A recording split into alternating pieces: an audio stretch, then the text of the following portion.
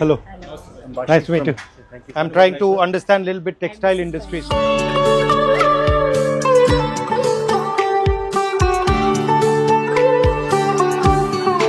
These are from Andhra. So these are Kalamkari patterns. These are Ajrak print, Gujarat in Kutch.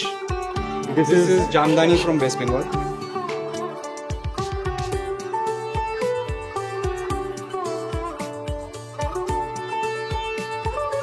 So every state has something going on. So every 100 kilometers there is something. Different. Different.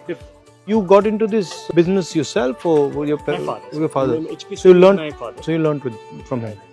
And he was the first person. He in. was the first person. And what he But was you also know, doing the we, same. We are First person in undivided India. Technically the 11th generation Doing this. doing this.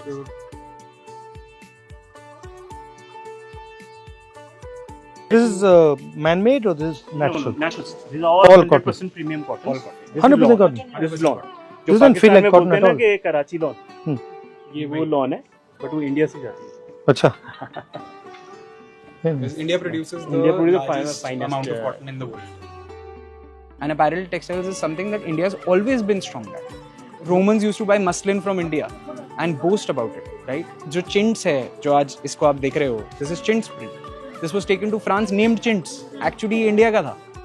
I'm very happy somebody is taking a focus on it. Everybody knows the big fashion designers, but people don't know who's aggregating those fashion designers. I'm thankful that somebody is taking out that time to know about that. So about 93% of cotton produced in India is BT cotton.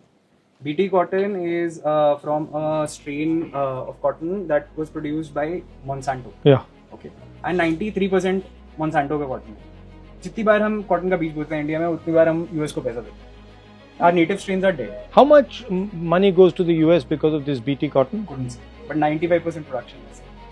So it's billions of dollars.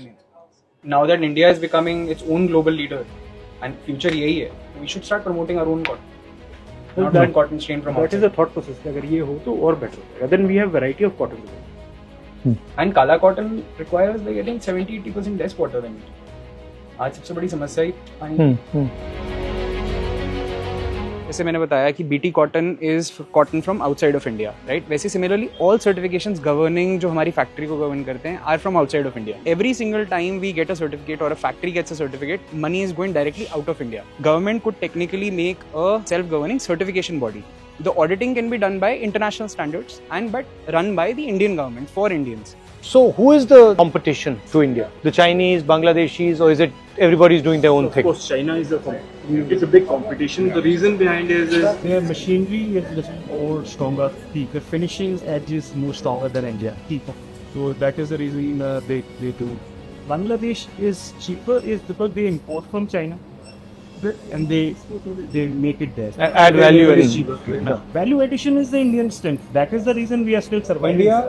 India till now has the best quality textiles by far than any other country. The only thing कि China was competitive edges too because they're technically more adept. And the scale, theirs is bigger or is the same? China is much larger. Much bigger. Like what? How much? What is the difference? So just to let you know, India does roughly 15 billion in textile and apparel export. China does roughly 70 or 150 billion. 10 times. So to India में one of the issues is that the supply chain is very scattered. China में it is all vertical. The one floor is doing dyeing, one floor is doing weaving, one floor is doing yarn cutting.